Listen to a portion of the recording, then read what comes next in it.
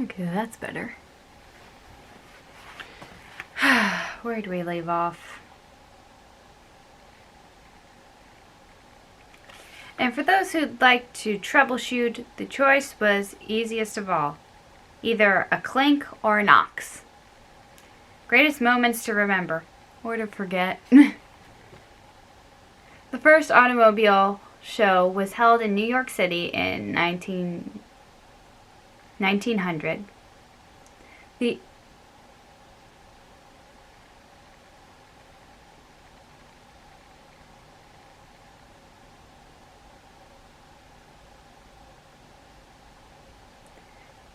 The excited press called it a triumph, most equal to that of yearly horse show, and a lot cleaner. Out on a toot! When the electric horn began to replace the old rubber squeeze bulb, the musical automobile was born. Kaiser Wilhelm of Germany put 5-tone horns on his car in 1912.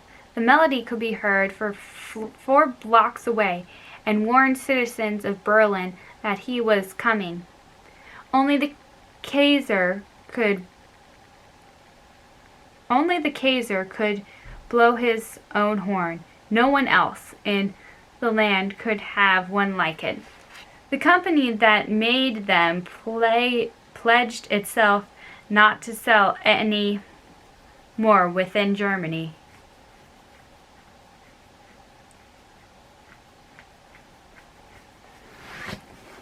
Just 4,000 more Poles to San Francisco. Alice Wheeler Ramsey was the first woman to drive an automobile across America to guide herself. She read the telephone poles.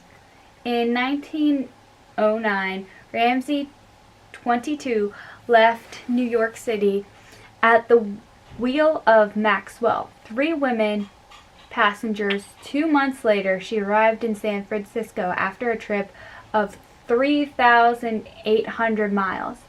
At that time, the country was still an automotive wilderness. Few good public roads existed. Road maps were 5 years in the future. Ramsey had to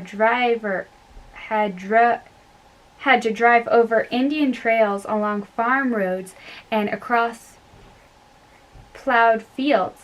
Fortunately, telephone poles, crude and not very tall, stretched from coast to coast. Ramsey simply assumed that the poles with more wires led to a large town. Once or twice she was mistaken, but her common sense approach got her to California. Uneasy Rider. William Howard Taft was the first president to use a car regularly. A white steamer. Taft didn't like having his picture taken. When in the steamer, he had a surefire means of avoiding being photographed. As cameraman surrounded the car, his chauffeur,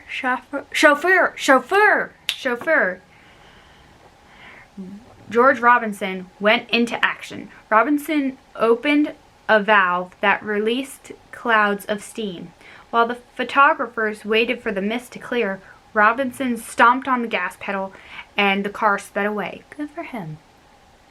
Let's take an old-fashioned walk. The earliest automobiles frightened people and horses alike. Laws that seemed goofy to us today were passed to protect man and beast from the dangers of these puffers and chungers. The Red Flag Act in the 19th century England set the pace. It required self-propelled vehicles to follow not less than 60 yards behind a man waving a red flag during the day and a red lantern at night. In the early 20th century, Tennessee passed a law that put a damper on the spur-of-the-moment joyrides. A motorist who planned an outing had to forewarn the public a week in advance by pasting a notice in newspapers.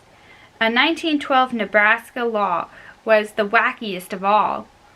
A driver on a country road at night had to shoot off a rocket every 150 yards, wait 8 minutes for the road to be cleared, and then drive slowly, tooting his horn while firing Roman candles.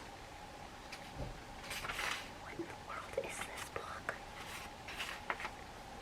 Chapter 4. If only. For hire. Take a tip from me. Part-time cab driver Benson O'Keefe of Dallas was robbed for $20 by a gunman whom he had driven to a shopping center in 1963. The gunman gave O'Keefe back $1 and bragged, "I'm a big tipper."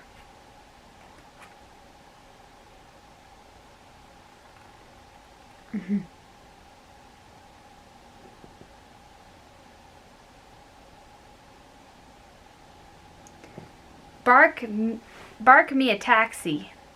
Moving pets can be a problem. Public transportation won't take them.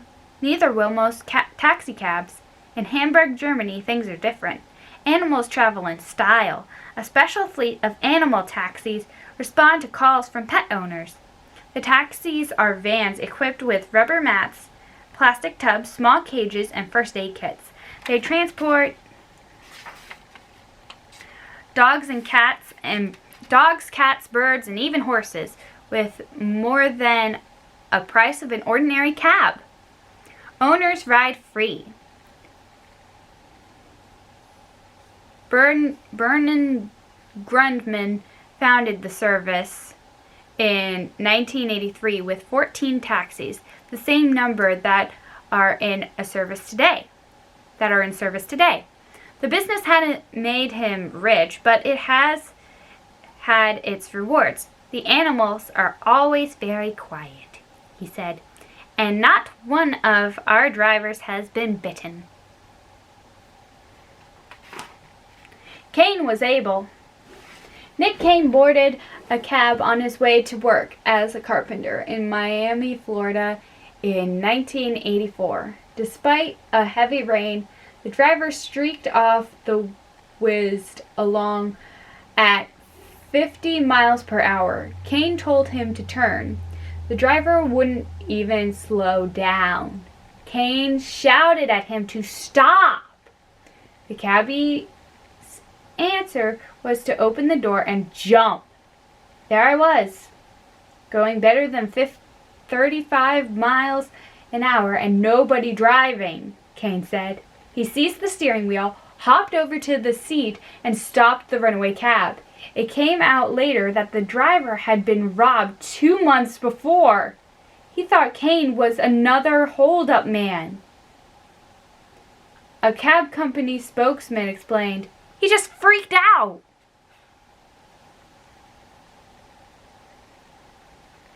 Classy chassis.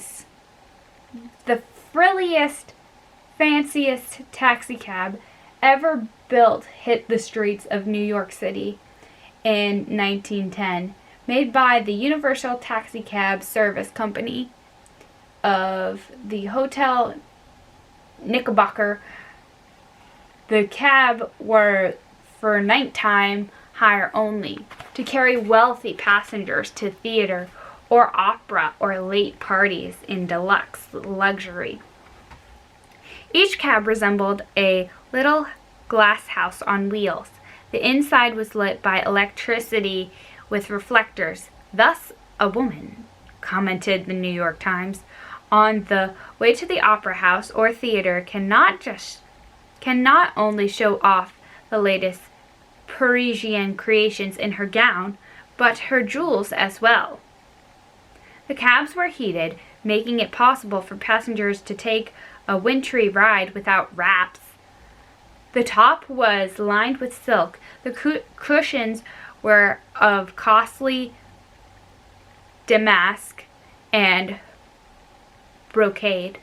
Larger than the ordinary cab, the supercabs seated 6 or 8 persons in some of the smaller models. The interior decorations were removable.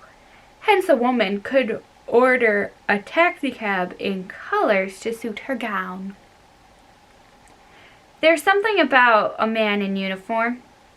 The first motorized force in the history of warfare was a fleet of run-down taxicabs. In World War I, the Germans were closing upon Paris, the French capital. France seemed ready to fall. French Major General Joseph Simon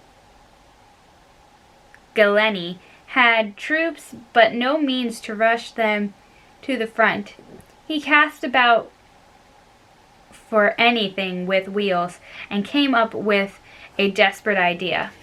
He ordered the Paris police to flag all the taxis in the city. The cabbies were told to report immediately to the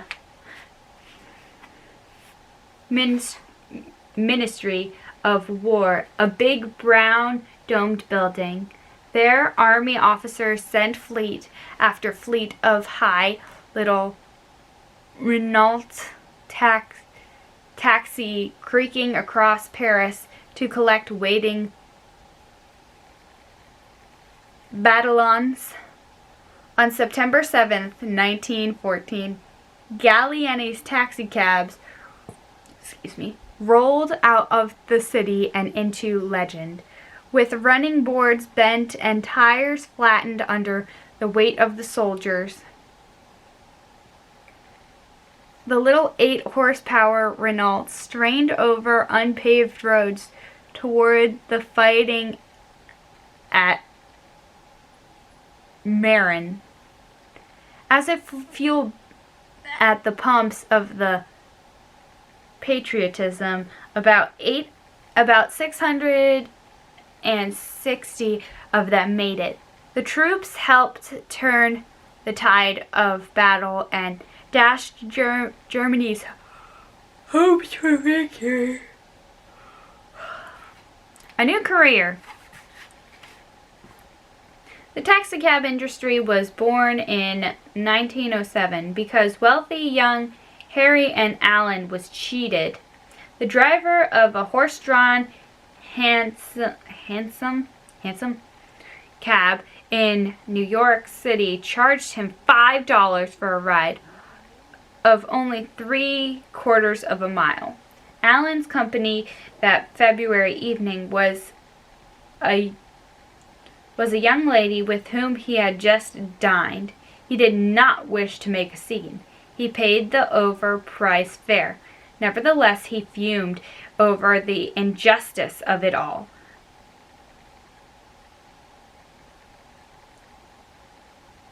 Of it all night. By morning, he had made up his mind. He would start a cab service in New York and charge so much per mile. What's more, he decided to try motor cars, since American cars did not suit him. He went to France. There he found what he wanted, a small, sturdy car that was cheap to run and that customers would like.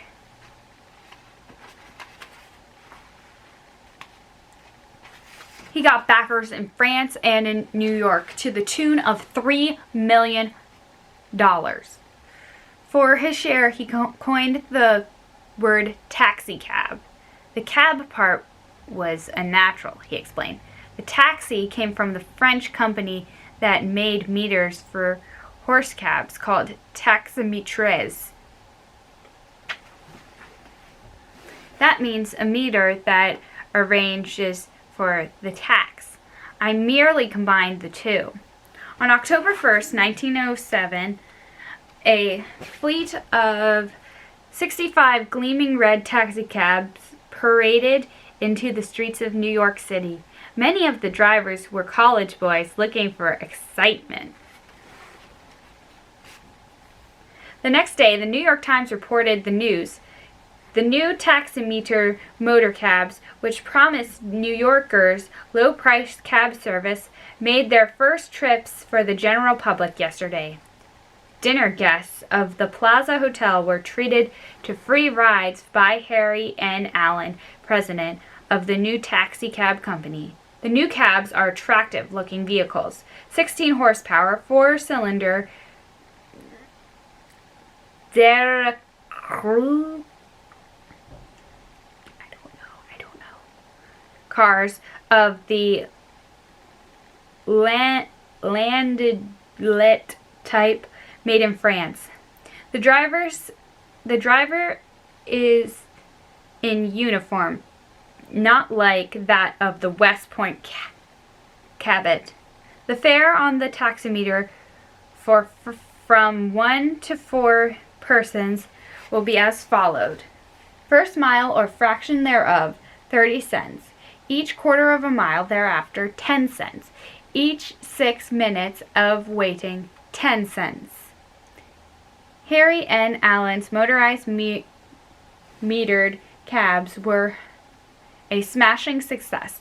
Soon he had 700 on the streets, but even as he had soared to fame with his cab company, he fumed away his place in the automotive history. The word that he invented, taxicab, delighted him, but doomed his memory. He might today be better known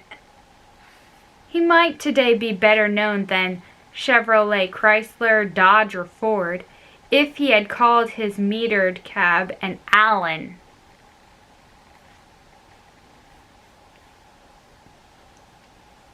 Nab a cab. Riding in a taxi cab in Detroit in the summer can be a sweltering experience. In July 1980, it was hotter than passengers realized. That month, the police seized 23 stolen cars that were repainted and put into service as cabs. Among them were 8 cars that belonged to the city of Detroit, including 3 police cars. Reach out or touch somebody. According to the New Mexico 1985 Driver's Manual, it is against the law for taxi drivers to reach out and pull prospective passengers into the cab. Change for the better. Mrs. Fred Donahue was held in the taxi cab for Brooklyn for more than half an hour because she had too much money. Cab driver Frank Slegg refused to change her $20 bill after a $1.50 ride and locked her in.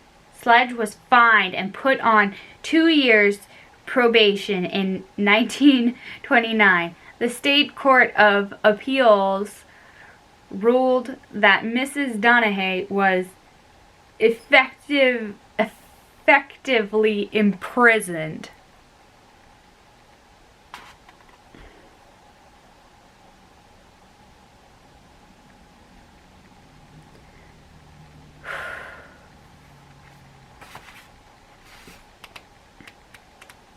How many chapters is this book?